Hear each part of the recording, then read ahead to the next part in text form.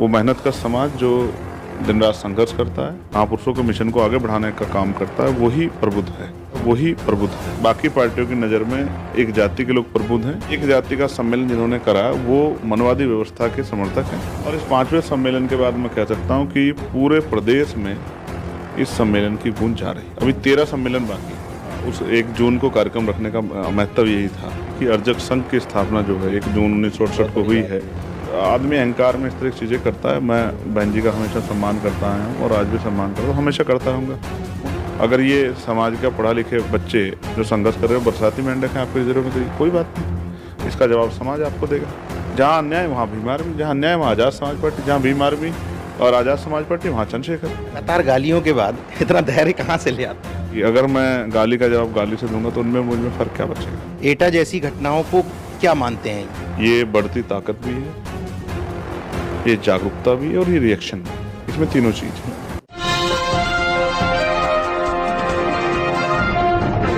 साथियों नमस्कार, मैं हूं नीरज पटेल और आप देख रहे हैं नेशनल जनमत।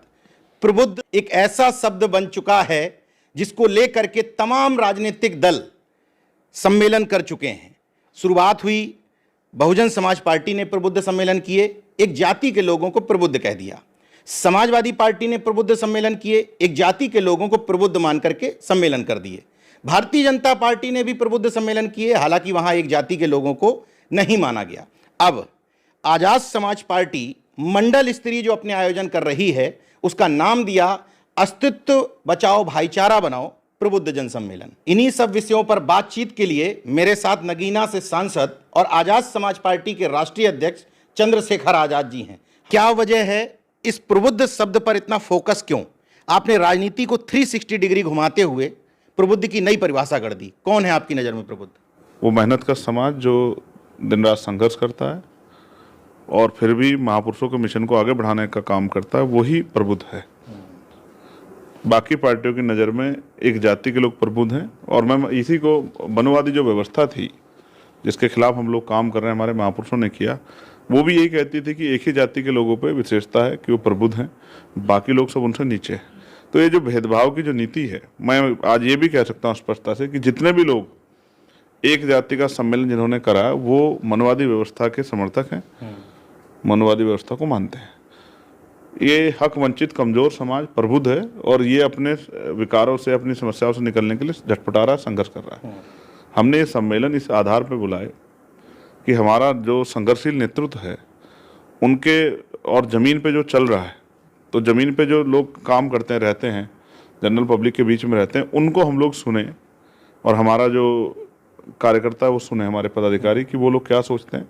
और हमने उनको छूट दी कि वो आए मंच पे अपनी बात रखें और उसमें जो सुधार हम लोग कर सकते हैं, जो आज हम कार्यक्रम चला रहे हैं, तो हम लोग उसमें सुधार करें। और मुझे बड़ी मैं गौरवान्वित महसूस कर रहा हूँ कि ये जो सहारनपुर से जो सम्मेलन चले, हालांकि ये भी नीरज भाई मैं कह दूँ कि सहारनपुर से जो चीज़ चलती है और वो किसी के रोके से रुकती तो नहीं।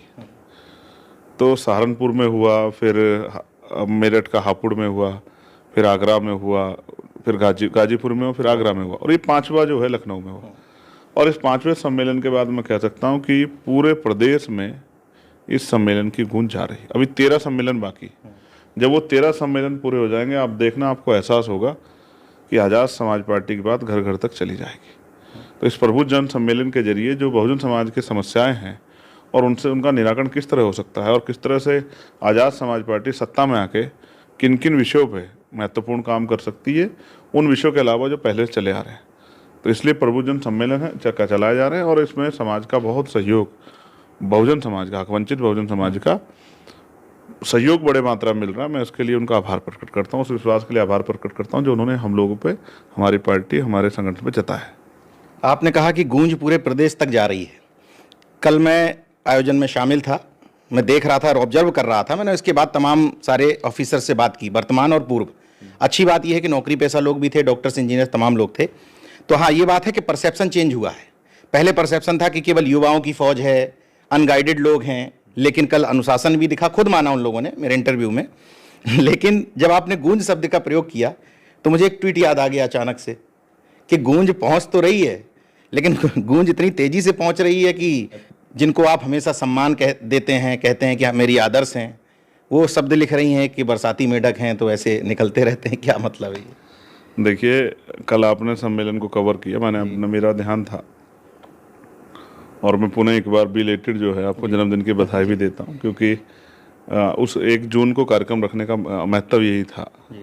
विशेषता यही थी कि अर्जक संघ की स्थापना जो है 1 जून 1968 को हुई है, और जिन महापुरुषों ने वैज्ञानिक दृष्टिकोण को आगे बढ़ाया, मामला राम सुब्रमा जी, चौधरी महाराज सिंह भारती जी, प्यारेलाल यादव, और जो बाबू जगदेव प्रसाद कुशवाहा और तमाम और वो जो उनके सहयोगी रहे जिन्होंने इस आंदोलन को आगे बढ़ाने का काम किया, उनके संघर्ष पे जिस तरह की धूल लगी थी वो धूल भी हटे, हमारे बहुजन समाज को अर्जक संघ का महत्व पता लगे और उनके वैज्ञानिक दृष्टिकोण का पता लगे, क्योंकि जिस चीज़ का प्रचार प्रसार नहीं होता वो चीज़ रुक जाती है। तो बाबा साहब ने भी कहा कि भाई किसी चीज़ का अगर प्रचार प्रसार ना हो तो फिर वो आने वाली पीढ़ियों तक वो बात नहीं पहुंच पाती। तो इसलिए 1 जून को तय किया गया। तो ठीक है, गूंज जहाँ तक पहुंची, और आपने कहा, मैं भी इस बात को समझता हूँ कि भाई उन्होंने इस तरह के शब्दों का प्रयोग किया है। पहले तो मैं मान नहीं रहा था कि वो उन्होंने मेरे लिए किया होगा, क्योंकि बहुजन मिशन में जिन लोगों ने काम किया, जिन्होंने खुद संघर्ष किया, वो दूसरे के संघर्ष को इस तरह से अपमानित नहीं करेंगे। आज भीम आर्मी आज़ाद समाज पार्टी में लाखों लोग जुड़े हुए हैं, 5 लाख से ज़्यादा वोट तो हमें वहीं मिले, और 80,000 से ज़्यादा वोट इधर मिले, उनके सब परिवार जुड़े हुए हैं। उन सबको इस तरह के अपमानित वर्ड कहना, बरसाती मेंढक कहना, ये शोभा नहीं देता। तो आदमी अहंकार में इस तरह की चीज़ें करता है। मैं बहन जी का हमेशा सम्मान करता आया हूँ और आज भी सम्मान करता हूँ, हमेशा करता रहूँगा। उनकी सोच उनके साथ और मेरी सोच मेरे साथ। अगर ये समाज का पढ़ा लिखे बच्चे जो संघर्ष कर रहे हो बरसाती मेंढक हैं आपके नज़रों में, तो ये कोई बात नहीं, इसका जवाब समाज आपको देगा। भाई आप ये देखो, कहीं भी अन्याय होता है, कहीं भी जुल्म होता है या जुल्म का प्रतिरोध होता है, तो वहाँ बीमार भी दिखाई देती है।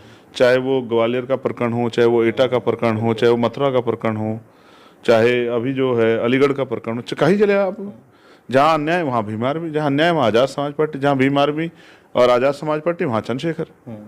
तो आप समझो कि समाज का जो भाव है, जो बल है नेज भाई, वो आज़ाद समाज पार्टी के साथ बढ़ रहा है। अब जो उनके मन में एक ये था कि भाई सब लोग आगे बढ़ जाएं, तो कल 60% हमारे सीनियर लोग थे, और जिस तरह से मैं यहाँ 2 दिन रुका, उन्होंने जो प्यार आशीर्वाद दिया है, मैं उससे गारंटी से कह दे सकता हूँ कि आने वाला समय अगले 6 महीने बहुत कुछ बदल जाएगा। तो उन्होंने जो ये शब्द भी गए, तो ये भी मैं आशीर्वाद स्वरूप रख लिखता हूँ। मैं तो छोटा हूँ, मेरा काम है कि मुझे बड़े कुछ भी दें, गाली दें या कुछ भी। लगातार गालियों के बाद इतना धैर्य कहाँ से ले आते हैं आप? अब ठीक है, आप सोचो कि संस्कार ऐसे दिए हैं महापुरुषों ने कि अगर मैं गाली का जवाब गाली से दूंगा तो उनमें मुझ में फ़र्क क्या बचेगा? भाई आप ही बताओ, क्या आप ही के परिवार को छूट मिली है समाज का काम करने की? क्या ये काम कोई गरीब का बेटा नहीं कर सकता है? और मेरे काम में कमी बताओ। अब मैं चैलेंज करके कहता हूँ, उन्होंने नाम लिखा सपा बसपा कांग्रेस के सहयोग से, आप मुझे बताओ मैंने क्या सहयोग किया उनका? सपा के साथ आपने अलायंस किया, और जब आपको कोई बात होती तो आप कह देते हैं गेस्ट हाउस कांड, लेकिन गेस्ट हाउस कांड के बाद 2019 में आपने अलायंस किया, बीजेपी के साथ किया, बीजेपी के साथ आपने 3 बार से मिलकर सरकार बनाई, प्रचार किया, और आप मोदी जी का प्रचार करने के लिए गुजरात दंगे के बाद जहाँ मुसलमान की निगाह थी कि भाई इतना जुल्म हुआ है तो कोई कौन इनके साथ खड़ा, तो आप प्रचार करने चली गई। आपने कांग्रेस को 2004 से लेकर 14 तक 10 साल आपने समर्थन देके रखा, हरियाणा में समर्थन देकर उनकी सरकार बनाई। तो इन तीनों दलों से आपके रिश्ते रहे हैं, आपने सरकारें बनाई, सरकारें चलाई। आप चंद्रशेखर को इनका वो बता रही हैं, सहयोगी बता रही हैं। तो आप बताओ आप किसकी सहयोगी हो?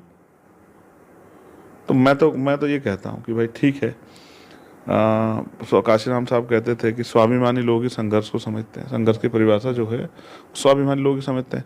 तो ठीक है, अगर इतने लोगों के संघर्ष को गाली देना, उनको इस तरह के शब्दों को परोसना, मैं तो इसको भी अपने लिए सम्मान मानूंगा कि भाई अगर वो इस तरह के शब्द जो है इस युवा शक्ति के लिए जो संघर्ष कर रही है, जो सदन में भी लड़ रही है, सड़कों पर भी लड़ रही है, तमाम तरह की परेशानियाँ उठा रही है, तो अगर इनका संघर्ष को अपमानित करना उनको अच्छा लग रहा है तो मैं उनका स्वागत करूंगा। वो तो कह देते हैं कि लड़वा करके मुकदमे करवा रहे हैं।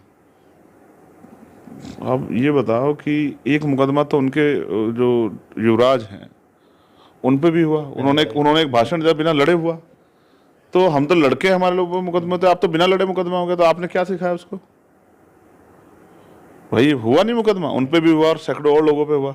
तो ये बात को मैं कहने लग जाऊं कि वो अपने मुकदमा करा दिया, तो उसका क्या जवाब उनके पास? देखो उनके पास कोई तर्क नहीं है, उनके पास एक ही तर्क है कि किसी तरह से चंद्रशेखर आज़ाद समाज पार्टी भीम आर्मी के खिलाफ, जैसे उनके लोग कहते हैं कि आज भी सैकड़ों लोग जेल में चंद्रशेखर घूम रहे हैं, तो मुझे साबित करके दिखाओ एक व्यक्ति जेल में है क्या।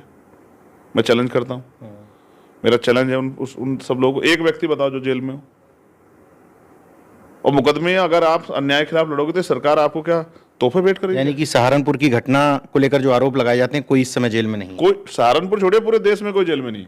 छत्तीसगढ़ के लोग थे, सतनामी समाज की जो लड़ाई थी उसमें जेल में गए थे, वो भी उनके लिए भी हमने और हमारी पार्टी और संगठन के लोगों ने, हमारे राष्ट्रीय अध्यक्ष विनय भाई ने और कमल भाई ने, तमाम साथियों ने जाके वहाँ दिन रात संघर्ष किया, मध्य प्रदेश के लोगों ने। और SC/ST को लेकर जो प्रोटेस्ट हुआ था एक्ट को लेकर, उसमें भी कोई जेल में नहीं। कोई जेल में नहीं है, एक भी बच्चा जेल में नहीं है। तो ये झूठ तो इसलिए फैलाए जाते हैं जिससे कि समाज में गुमराह हो समाज, और समाज में ये विश्वास बने कि भाई ये काम सही नहीं कर रहे हैं। जिसको आकलन करना है वो हमारे पास आए, बैठे हमसे चर्चा करे, आकलन करे। जिसको कोई शिकायत है, ऐसे थोड़े दूर से बैठे किसने कुछ कह दिया उस बात को मान ले, फिर आप में और भक्तों में क्या फर्क बचा। भाई आप आइए ना, आके तर्क कीजिए हमसे, आप सवाल पूछे हम जवाब देंगे। अच्छा, आपने एटा घटना का जिक्र किया अभी, और आपने मंच पे भी किया था। एटा जैसी घटनाओं को क्या मानते हैं, ये रिएक्शन है या बढ़ती ताकत का सबूत है, जागरूकता का सबूत है, क्या मानते हैं? देखो, ये बढ़ती ताकत भी है, ये जागरूकता भी है और ये रिएक्शन भी है। इसमें तीनों चीज है। क्यों है? क्योंकि उस गांव में भीम आर्मी के संगठन के लोग हैं और वो अपने अधिकारों के प्रति जागरूक हैं। जब इस देश में पहले कानून मंत्री, भारतीय संविधान के निर्माता, दुनिया में जिनको सिंबल ऑफ नॉलेज कहा जाता है, जिनकी जयंती पूरी दुनिया में मनती है, डॉक्टर बाबा साहब अम्बेडकर की जयंती की परमिशन नहीं मिलती है, तो आपकी भावनाओं का सम्मान नहीं तो फिर दूसरे की भावनाओं का सम्मान कैसे हो जाएगा। हालांकि मैं इसकी कठोर निंदा करता हूँ कि ऐसा नहीं करना चाहिए जो उन्होंने किया। लेकिन उन्होंने क्यों किया, इसके पीछे परिस्थिति क्या थी। भाई जैसे आप अभी की एक घटना घटी है, देखो मैं आपको प्रैक्टिकल बताता हूँ कि कुछ लोगों ने मिलकर शेर को मार दिया है, तो वाइल्ड लाइफ एक्ट में उनके खिलाफ मुकदमा हुआ है। लेकिन वो शेर मारा कहाँ उन्होंने, वो शेर उनके घर में घुस गया। वन विभाग कार्रवाई करता तो नहीं, ठीक है, घर में घुस गया। वो बहुत दिन से कह रहे हैं सर शेर आ रहा है, बचाओ बचाओ बचाओ। वो घर में घुस गया, उनके बच्चों की तरफ उसने जबाड़ा खोल लिया। तो क्या करेगा एक बाप, क्या करेगा एक भाई अपनी बहन की रक्षा के लिए, क्या करेगा एक बाप अपने बच्चों की, क्या करेगी एक माँ अपने बच्चों की रक्षा के लिए। तो ये ठीक है कि अपराध है, लेकिन परिस्थिति देखिए ना आप, उनकी भी भावना, उनका भी सम्मान है, उनका सम्मान नहीं है। वो अपने महापुरुषों की जयंती नहीं निकाल सकते क्योंकि परमिशन नहीं मिली। तो आप पे बिना परमिशन के आप निकालोगे तो सवाल तो उठेगा, और आज तो यहाँ उठाएगा, हो सकता है कल कहीं और भी उठे। तो ये तो उन लोगों के लिए एक संकेत है कि भाई अगर आप किसी को ज़्यादा दबाने का काम करोगे तो वो दबने वाला समय चला गया। हालांकि मैं साथियों से कहूँगा कि जो भी करें वो संवैधानिक मर्यादा में करे और ध्यान रखें किसी की भावनाओं का अपमान ना हो। मतलब वहाँ से मैसेज दे दिया है कि छेड़ोगे तो छोड़ेंगे नहीं। ठीक है, मैं फिर वही कहता हूँ कि भाई मैं तो संवैधानिक व्यक्ति हूँ और मैं तो हिंसा का समर्थन नहीं करता। और ठीक है, लोकतंत्र में जागरूकता अधिकारों को और सवालों को जन्म देती है। लोगों को अपने अधिकारों की रक्षा का प्रयोग करना चाहिए और अपने सवाल भी रखने चाहिए। वैसे मैं लगातार आपको देखता हूं और मैं खुद भी उन्हीं विचारों का हूं कि मुझे मूर्तियों पे बहुत ज़्यादा इंटरेस्ट नहीं है, लेकिन फिर भी इस दौर में हाईकोर्ट, ग्वालियर के हाईकोर्ट परिसर के अंदर प्रतिमा लगाने का ऑर्डर वहाँ के चीफ जस्टिस दे देते हैं। चीफ जस्टिस अपनी मौजूदगी में खुद अशोकनगर की जिला अदालत में संविधान पार्क बनवाते हैं, मूर्ति भी लगवाते हैं, लेकिन हाईकोर्ट में मूर्ति नहीं लग पाती और लोग कहते हैं कि जातिवाद खत्म हो गया।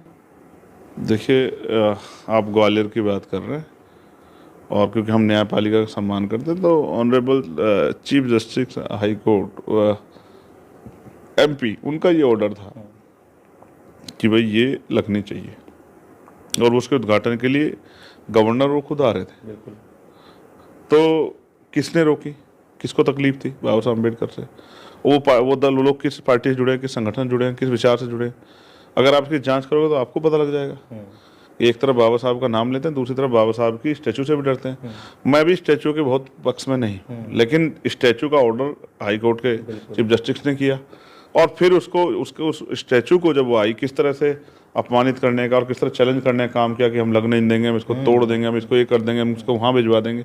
तो आप समझो कि आज भी बाबा साहब अम्बेडकर से इतना भय और उनकी सोच से, उनके विचार और जो समतामूलक समाज की स्थापना में संविधान के जरिए कर गए, उससे कितनी नफरत है लोगों को। यानी कि आज भी गैर बराबरी, जातिवाद लोगों के अंदर घुसा हुआ है। तो अब ठीक है, क्योंकि संवैधानिक प्रक्रिया में वो होना है। 11 तारीख को पार्टी ने वहाँ रैली रखी है, 11 तारीख को हाँ। ग्वालियर में और पार्टी के लोग इकट्ठा होंगे और वो फैसले लेंगे, क्योंकि ये मान सम्मान जुड़ा विषय है। हालांकि हम तो संवैधानिक व्यक्ति और कोशिश कर रहे हैं सब कुछ संवैधानिक तरीके से हो। तो डंडा परेड भी हुई थी, आपने अगर देखी हो वहाँ, और वो इसलिए हुई थी कि जो लोग चैलेंज कर रहे थे उनको बताने के लिए डंडा परेड डंडे में नाम लिख करके, हाँ, उनको ये बताया गया था कि भाई ठीक है, किसी जाति को अपमानित करना है, किसी को चैलेंज करना है, कि संगठन को, ये ठीक नहीं है। आप 5 जगह मंडलीय सम्मेलन कर चुके हैं, किस तरह का रिस्पॉन्स नजर आ रहा है और पंचायत चुनाव में क्या भूमिका रहने वाली है पार्टी की? और जहाँ तक मैं कहता हूँ कि अगर निष्पक्ष चुनाव हुए तो आज़ाद समाज पार्टी उत्तर प्रदेश की सबसे बड़ी पार्टी होगी पंचायत चुनाव में। आप मेरी बात को याद रखना। ये मैं कोई बहुत उत्साह में अतिशयोक्ति के तौर पे नहीं कह रहा हूँ, ये मैं कार्यकर्ताओं के उत्साह, पंचायत चुनाव में सबसे बड़ी पार्टी। हाँ, ये मैं अब वोट के आधार पे आप देख लेना, आपको आइडिया हो जाएगा। पंचायत स्तरीय चुनाव है तो आप देखना कि ग्रामीण क्षेत्रों में आज़ाद समाज पार्टी का वर्चस्व किस तरह से बढ़ रहा है। इसका पैमाना जो है ये त्रिस्तरीय पंचायत चुनाव होगा, और निष्पक्ष अगर हुआ तो आप देखना, जो मैं आज आपसे कह रहा हूँ उत्साह में नहीं कह रहा हूँ, लोगों के संघर्ष को देख के कह रहा हूँ।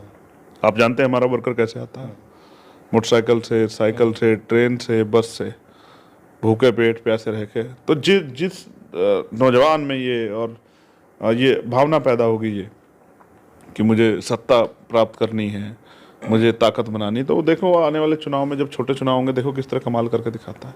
और आप देखना ऐसे ऐसे साथी त्रिस्तरीय पंचायत चुनाव जीत के आएंगे, इनको देख के लोग दंग रह जाएंगे, जिनके पैरों में चप्पल भी भले अलग अलग रंग की हो, जिनकी पैंट भले फटी हुई हो, शर्ट फटी हुई हो, जिनके घर पे शायद तरपाल पड़ी हो, जिनके यहाँ अच्छा पक्का बाथरूम ना हो, या और तमाम तरह की असुविधाएं हो सकती हैं, लेकिन राजनीतिक वजूद उनका इतना बड़ा बढ़ेगा, आपको भी खुशी होगी, और लोकतांत्रिक व्यवस्था को मानने वाले लोगों में भी खुशी होगी। सिर्फ पैसे वालों का मौका नहीं आएगा, काम करने वाले, संघर्ष करने वाले लोगों का मौका आएगा।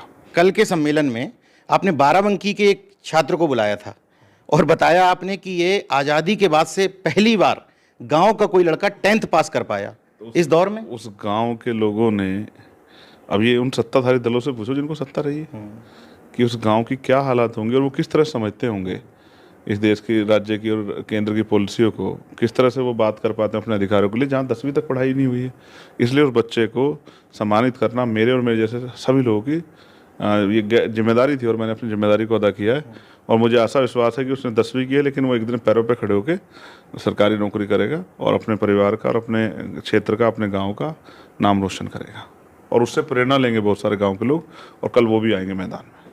प्रबुद्ध जन सम्मेलन का क्या इम्पैक्ट है ये आप लोग खुद आकलन करें, लेकिन कल मैं एक बाइट कर रहा था, उसमें एक रिटायर्ड कर्मचारी रो पड़े और बोले कि मैं यहाँ कार्यक्रम में सिर्फ इसलिए आया हूँ क्योंकि पहली बार बहुजनों के लिए किसी ने प्रबुद्ध शब्द का इस्तेमाल किया है। इसका मतलब इस प्रबुद्ध शब्द ने, प्रबुद्ध सम्मेलन ने उत्तर प्रदेश की पूरी राजनीति को हिला करके रख दिया है। और जिस तरह की भीड़ उमड़ रही है, आगरा में भी मैं ऑब्जर्व कर रहा था, लखनऊ में भी मैं ऑब्जर्व कर रहा था, झांसी में आपका जो अगला सम्मेलन होना है, झांसी 14 जून को, तो झांसी के कार्यक्रम में भी मेरी टीम रहेगी। तो कुल मिलाकर के उत्तर प्रदेश की राजनीति को मथा जा रहा है। अब उस मथने के बाद क्या इंपैक्ट आता है ये पंचायत चुनाव में क्लियर हो पाएगा। जी, छाछ नहीं निकलेगा जी, मक्खन निकलेगा। मक्खन निकलेगा, सॉरी, मक्खन निकलेगा, और मक्खन ऐसा निकलेगा कि कमजोर वर्गों की आशा उम्मीदों को पंख लगेंगे। तो हम उस मक्खन के इंतजार में हैं। बाकी आप देखते रहिए नेशनल जनमत, जागरूक और सजग बने रहिए। जय विज्ञान, जय संविधान, जय लोकतंत्र। धन्यवाद।